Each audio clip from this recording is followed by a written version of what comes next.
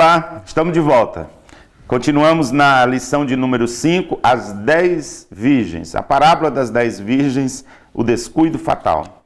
Todos nós sabemos, e a gente está vendo isso ao longo desse trimestre, que a parábola ela tinha esse propósito de trabalhar algo conhecido com o objetivo de jogar luzes para aquilo que é desconhecido.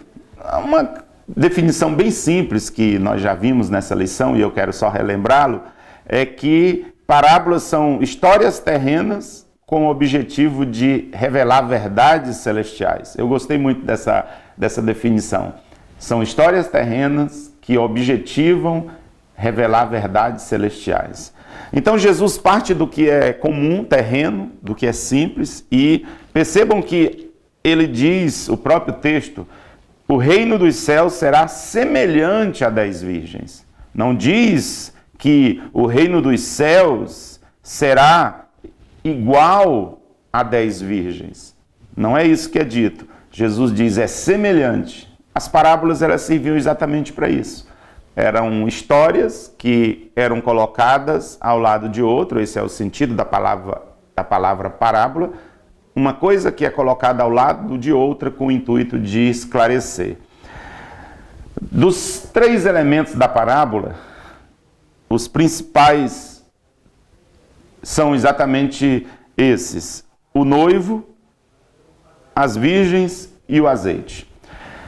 Quando a gente vai olhar as lições em volta dessa parábola, fica evidente a verdade de que é necessário, e era necessário para aquelas virgens, e Jesus está transmitindo isso para nós, em forma de, usando uma linguagem de parábola, né, que nós precisamos de azeite reserva. Vejam que é exatamente isso que distinguiu os 2 grupos de virgens. Elas são divididas em 2 grupos. Um grupo de virgens que o texto chama de virgens prudentes, de virgens sábias, e nós temos o outro grupo que é chamada de virgens nécias, de virgens, segundo uma outra versão, de virgens loucas, imprudentes. E a imprudência delas é exatamente o fato de que elas não tinham azeite reserva. Não é que não tivesse azeite nenhum, porque inicialmente as lâmpadas estavam acesas, mas é que a loucura delas é não levar azeite reserva suficiente para usá-lo. E aí a gente percebe isso. E a pergunta que fica para nós é exatamente essa: será que nós temos azeite suficiente para esperar a vinda do Senhor? Existe forma melhor de esperar a vinda do Senhor Jesus do que estando cheio do Espírito Santo? Nem Jesus Cristo quis viver uma vida vazia do Espírito Santo. Ou seja, nem Deus, sendo homem, no caso Jesus, achou que poderia viver sem ser cheio do Espírito Santo. Por que nós acharíamos isso? E é exatamente isso que se refere essa linguagem do azeite. É popularmente aceito entre os comentaristas que o azeite na Bíblia alude à pessoa do Espírito Santo. E o fato de nós estarmos cheios desse azeite, as nossas lamparinas estarem cheias, significa que nós estamos esperando a vinda do Senhor para quando Ele vier.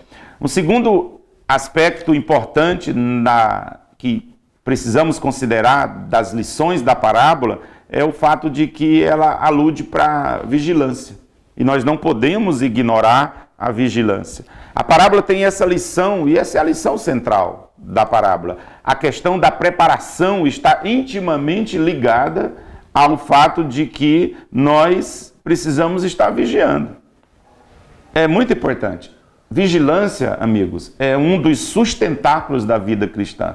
Nós encontramos isso mencionado por Pedro na sua primeira carta, capítulo 5, versículo 8, quando ele diz: sede sóbrios, vigiai, o vosso adversário, o diabo, anda em derredor buscando uma oportunidade, espreitando na tentativa de achar um espaço. E a recomendação de Pedro é essa: vigiai.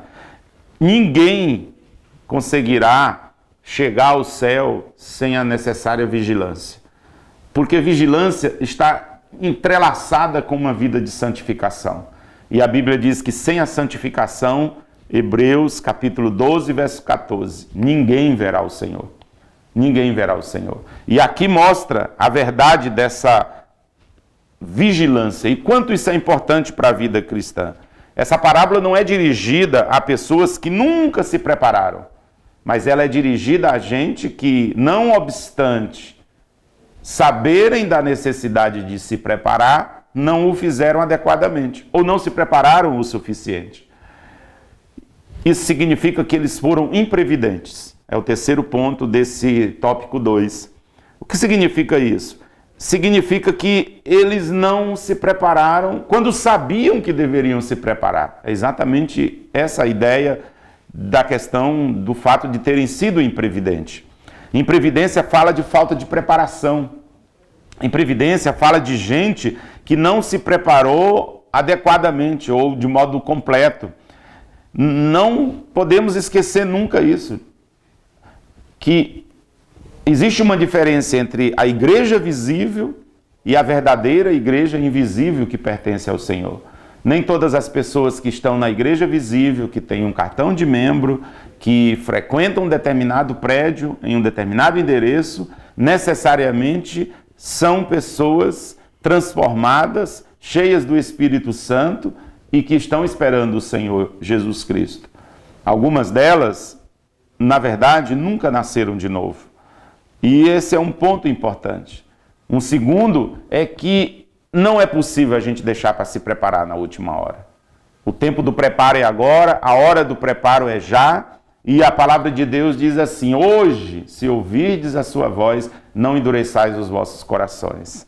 Isso é muito importante.